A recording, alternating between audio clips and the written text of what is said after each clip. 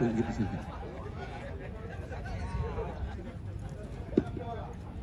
Buat lu masih bagus ya? Hah? Buat lu masih bagus. Iya. Kamar mandi di luar.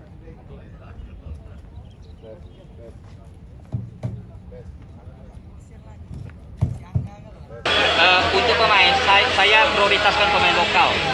Pemain lokal yang punya skill dan memang punya talenta yang luar biasa.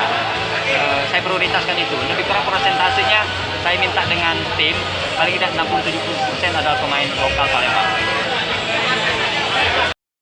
Mendapatkan pemain yang memang punya talenta yang luar biasa.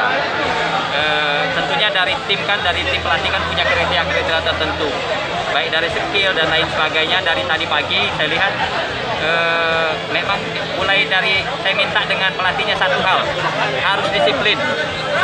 Kalau disuruh datang jam 7.30, para pemainnya, calon pemain itu harus tertib, harus disiplin. Saya minta itu tadi penekanannya.